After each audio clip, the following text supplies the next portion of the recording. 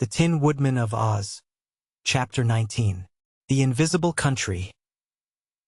They were proceeding so easily and comfortably on their way to Mount Munch that Woot said in a serious tone of voice, "I'm afraid something is going to happen." "Why?" asked Polychrome, dancing around the group of travelers. "Because," said the boy thoughtfully, "I've noticed that when we have the least reason for getting into trouble, something is sure to go wrong. Just now the weather is delightful. The grass is beautifully blue and quite soft to our feet. The mountain we are seeking shows clearly in the distance, and there is no reason anything should happen to delay us in getting there. Our troubles all seem to be over, and well, that's why I'm afraid," he added with a sigh. "Dear me," remarked the Scarecrow. "What unhappy thoughts you have, to be sure. This is proof that born brains cannot equal manufactured brains. For my brains dwell only on facts and never borrow trouble. When there is occasion for my brains to think, they think, but I would be ashamed of my brains if they kept shooting out thoughts that were merely fears and imaginings, such as do no good, but are likely to do harm. For my part," said the Tin Woodman, "I do not think at all, but allow my velvet heart to guide me at all times." "The tinsmith filled my hollow head with scraps and clippings of tin," said the soldier, "and he told me they would do nicely for brains. But when I begin to think, the tin scraps rattle around and get so mixed that I'm soon bewildered, so I try not to think. My tin heart is almost as useless to me, for it is hard and cold, so I'm sure the red velvet heart of my friend Nick Chopper is a better guide." "Thoughtless people are not unusual," observed the Scarecrow, "but I consider them more fortunate than those who have useless or wicked thoughts and do not try to curb them. Your oil can, friend Woodman, is filled with oil, but you only apply the oil to your joints, drop by drop, as you need it, and do not keep spilling it where it will do no good. Thoughts should be restrained in the same way as your oil, and only applied when necessary, and for a good purpose. If used carefully, thoughts are good things to have." Polychrome laughed at him, for the Rainbow's daughter knew more about thoughts than the Scarecrow did. But the others were solemn, feeling they had been rebuked, and tramped on in silence. Suddenly Woot, who was in the lead, looked around and found that all his comrades had mysteriously disappeared. But where could they have gone to? The broad plain was all about him, and there were neither trees nor bushes that could hide even a rabbit, nor any hole for one to fall into. Yet there he stood, alone. Surprise had caused him to halt, and with a thoughtful and puzzled expression on his face, he looked down at his feet. It startled him anew to discover that he had no feet. He reached out his hands, but he could not see them. He could feel his hands and arms and body. He stamped his feet on the grass and knew they were there, but in some strange way they had become invisible. While Woot stood, wondering, a crash of metal sounded in his ears, and he heard two heavy bodies tumble to the earth just beside him. "Good gracious!" exclaimed the voice of the Tin Woodman. "Mercy me!" cried the voice of the Tin Soldier. "Why didn't you look where you were going?" asked the Tin Woodman reproachfully. "I did, but I couldn't see you," said the Tin Soldier. "Something has happened to my tin eyes. I can't see you even now, nor can I see anyone else." "It's the same way with me," admitted the Tin Woodman. Woot couldn't see either of them, although he heard them plainly, and just then something smashed against him unexpectedly and knocked him over. But it was only the straw-stuffed body of the Scarecrow that fell upon him, and while he could not see the Scarecrow, he managed to push him off and rose to his feet just as Polychrome whirled against him and made him tumble again. Sitting upon the ground, the boy asked, "Can you see us, Polly?" "No, indeed," answered the Rainbow's daughter. "We've all become invisible." "How did it happen, do you suppose?" inquired the Scarecrow, lying where he had fallen. "We have met with no enemy," answered Polychrome. "So it must be that this part of the country has the magic quality of making people invisible, even fairies falling under the charm. We can see the grass and the flowers and the stretch of plain before us, and we can still see Mount Munch in the distance. But we cannot see ourselves or one another." "Well, what are we to do about it?" demanded Woot. "I think this magic affects only a small part of the plain," replied Polychrome. "Perhaps there is only a streak of the country where an enchantment makes people become invisible. So, if we get together and hold hands, we can travel toward Mount Munch until the enchanted streak is past." "All right," said Woot, jumping up. "Give me your hand, Polychrome. Where are you?" "Here," she answered. "Whistle, Woot, and keep whistling until I come to you." So Woot whistled, and presently Polychrome found him and grasped his hand. "Someone must help me up," said the Scarecrow, lying near them. So they found the straw man and sat him upon his feet, after which he held fast to Polychrome's other hand. Nick Chopper and the Tin Soldier had managed to scramble up without assistance. But it was awkward for them, and the Tin Woodman said, "I don't seem to stand straight, somehow. But my joints all work, so I guess I can walk." Guided by his voice, they reached his side, where Woot grasped his tin fingers so they might keep together. The Tin Soldier was standing nearby, and the Scarecrow soon touched him and took hold of his arm. "I hope you're not wobbly," said the straw man. "For if two of us walk unsteadily, we will be sure to fall." "I'm not wobbly," the Tin Soldier assured him. "But I'm certain that one of my legs is shorter than the other. I can't see it to tell what's gone wrong. But I'll limp on with the rest of you until we are out of this enchanted territory." They now formed a line, holding hands, and turning their faces toward Mount Munch resumed their journey. They had not gone far, however, when a terrible growl saluted their ears. The sound seemed to come from a place just in front of them, so they halted abruptly and remained silent, listening with all their ears. "I smell straw!" cried a hoarse, harsh voice, with more growls and snarls. "I smell straw, and I'm a hippogyraffe who loves straw and eats all he can find. I want to eat this straw. Where is it? Where is it?" The Scarecrow, hearing this, trembled but kept silent. All the others were silent, too, hoping that the invisible beast would be unable to find them. But the creature sniffed the odor of the straw and drew nearer and nearer to them until he reached the Tin Woodman, on one end of the line. It was a big beast, and it smelled of the Tin Woodman and grated 2 rows of enormous teeth against the Emperor's tin body. "Bah! That's not straw," said the harsh voice, and the beast advanced along the line to Woot. "Meat! Pooh, you're no good. I can't eat meat," grumbled the beast and passed on to Polychrome. "Sweetmeats and perfume cobwebs and dew. Nothing to eat in a fairy like you," said the creature. Now the Scarecrow was next to Polychrome in the line, and he realized if the beast devoured his straw, he would be helpless for a long time, because the last farmhouse was far behind them and only grass covered the vast expanse of plain. So in his fright, he let go of Polychrome's hand and put the hand of the Tin Soldier in that of the Rainbow's Daughter. Then he slipped back of the line and went to the other end, where he silently seized the Tin Woodman's hand. Meantime, the beast had smelled the Tin Soldier and found he was the last of the line. "That's funny," growled the hippogyraffe. "I can smell straw, but I can't find it. Well, it's here somewhere, and I must hunt around until I do find it, for I'm hungry." His voice was now at the left of them, so they started on, hoping to avoid him, and traveled as fast as they could in the direction of Mount Munch. "I don't like this invisible country," said Woot with a shudder. "We can't tell how many dreadful, invisible beasts are roaming around us, or what danger will come to next." "Quit thinking about danger, please," said the Scarecrow warningly. "Why?" asked the boy. "If you think of some dreadful thing, it's liable to happen, but if you don't think of it and no one else thinks of it, it just can't happen. Do you see?" "No," answered Woot. "I won't be able to see much of anything until we escape from this enchantment." But they got out of the invisible strip of country as suddenly as they had entered it, and the instant they got out they stopped short, for just before them was a deep ditch, running at right angles as far as their eyes could see and stopping all further progress toward Mount Munch. "It's not so very wide," said Woot, "but I'm sure none of us can jump across it." Polychrome began to laugh, and the Scarecrow said, "What's the matter?" "Look at the tin men," she said, with another burst of merry laughter. Woot and the Scarecrow looked, and the tin men looked at themselves. "It was the collision," said the Tin Woodman regretfully.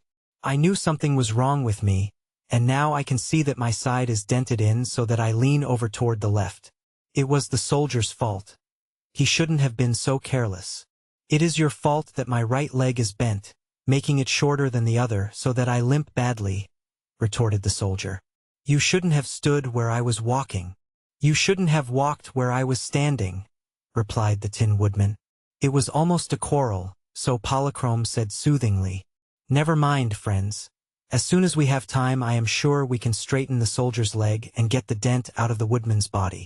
The Scarecrow needs patting into shape, too, for he had a bad tumble. But our first task is to get over this ditch." "Yes, the ditch is the most important thing just now," added Woot. They were standing in a row, looking hard at the unexpected barrier, when a fierce growl from behind them made them all turn quickly. Out of the invisible country marched a huge beast with a thick, leathery skin and a surprisingly long neck. The head on the top of this neck was broad and flat, and the eyes and mouth were very big and the nose and ears very small. When the head was drawn down toward the beast's shoulders, the neck was all wrinkles. But the head could shoot up very high indeed, if the creature wished it to. "Dear me!" exclaimed the Scarecrow. "This must be the Hip-Pudgewiraf." "Quite right," said the beast. "And you're the straw which I'm to eat for my dinner. Oh, how I love straw! I hope you don't resent my affectionate appetite." With its 4 great legs it advanced straight toward the Scarecrow. But the Tin Woodman and the Tin Soldier both sprang in front of their friend and flourished their weapons. "Keep off," said the Tin Woodman warningly, "or I'll chop you with my axe." "Keep off," said the Tin Soldier, "or I'll cut you with my sword." "Would you really do that?" asked the Hip-Pudgewiraf in a disappointed voice. "We would," they both replied, and the Tin Woodman added, "The Scarecrow is our friend, and he would be useless without his straw stuffing. So, as we are comrades, faithful and true, we will defend our friend's stuffing against all enemies." The Hip-Pudgewiraf sat down and looked at them sorrowfully. When one has made up his mind to have a meal of delicious straw, and then finds he can't have it, it is certainly hard luck, he said. "And what good is the straw man to you or to himself, when the ditch keeps you from going any further?" "Well, we can go back again," suggested Woot. "True," said the Hippa. "And if you do, you'll be as disappointed as I am. That's some comfort, anyhow." The travelers looked at the beast, and then they looked across the ditch at the level plain beyond. On the other side the grass had grown tall, and the sun had dried it, so there was a fine crop of hay that only needed to be cut and stacked. "Why don't you cross over and eat hay?" the boy asked the beast. "I'm not fond of hay," replied the Hip-Pudgewiraf. "Straw is much more delicious, to my notion, and it's more scarce in this neighborhood, too. Also, I must confess that I can't get across the ditch, for my body is too heavy and clumsy for me to jump the distance. I can stretch my neck across, though, and you will notice that I've nibbled the hay on the farther edge not because I liked it, but because one must eat, and if one can't get the sort of food he desires, he must take what is offered or go hungry." "Ah, I see you are a philosopher," remarked the Scarecrow. "No, I'm just a Hip-Pudgewiraf," was the reply. Polychrome was not afraid of the big beast. She danced close to him and said, "If you can stretch your neck across the ditch, why not help us over? We can sit on your big head one at a time, and then you can lift us across." "Yes, I can, it is true," answered the Hippa. "But I refuse to do it, unless," he added and stopped short. "Unless what?" asked Polychrome. "Unless you first allow me to eat the straw with which the Scarecrow is stuffed." "No," said the Rainbow's daughter. "That is too high a price to pay. Our friend's straw is nice and fresh, for he was restuffed only a little while ago." "I know," agreed the Hip-Pudgewiraf. "That's why I want it. If it was old, musty straw, I wouldn't care for it." "Please lift us across," pleaded Polychrome. "No," replied the beast. "Since you refuse my generous offer, I can be as stubborn as you are."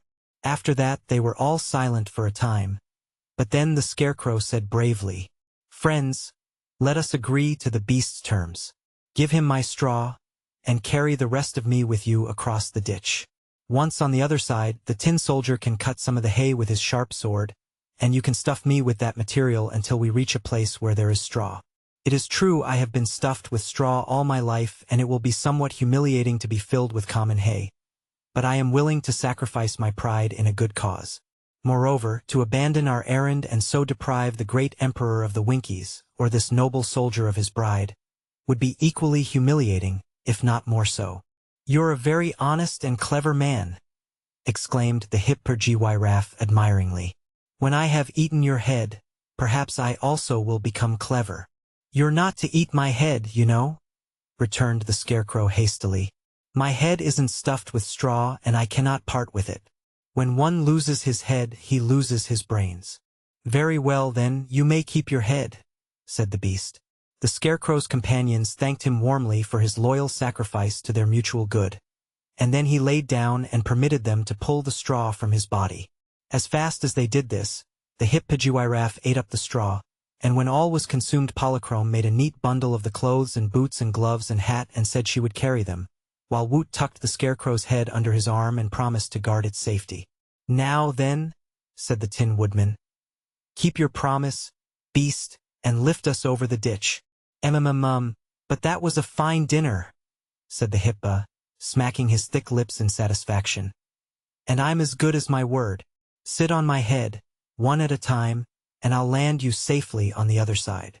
He approached close to the edge of the ditch and squatted down. Polychrome climbed over his big body and sat herself lightly upon the flat head, holding the bundle of the scarecrow's raiment in her hand.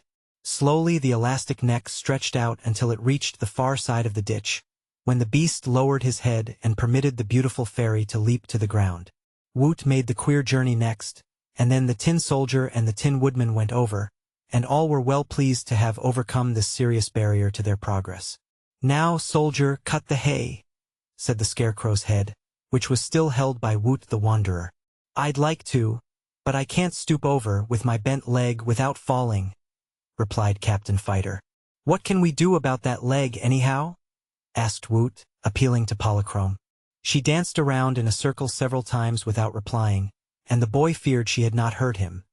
But the Rainbow's daughter was merely thinking upon the problem, and presently she paused beside the Tin Soldier and said, I've been taught a little fairy magic, but I've never before been asked to mend tin legs with it, so I'm not sure I can help you. It all depends on the goodwill of my unseen fairy guardians. So I'll try, and if I fail, you will be no worse off than you are now. She danced around the circle again, and then laid both hands upon the twisted tin leg and sang in her sweet voice, Fairy powers, come to my aid. This bent leg of tin is made. Make it straight and strong and true, and I'll render thanks to you. Ah! Murmured Captain Fighter in a glad voice, as she withdrew her hands and danced away, and they saw he was standing straight as ever, because his leg was as shapely and strong as it had been before his accident. The Tin Woodman had watched Polychrome with much interest, and he now said, Please take the dent out of my side, Polly, for I am more crippled than was the soldier. So the Rainbow's daughter touched his side lightly and sang, Here's a dent by accident. Such a thing was never meant. Fairy powers, so wondrous great, make our dear Tin Woodman straight. Good! Cried the Emperor, again standing erect and strutting around to show his fine figure. Your fairy magic may not be able to accomplish all things, sweet Polychrome, but it works splendidly on tin. Thank you very much. The hay, pleaded the scarecrow's head. Oh yes, the hay, said Woot. What are you waiting for, Captain Fighter?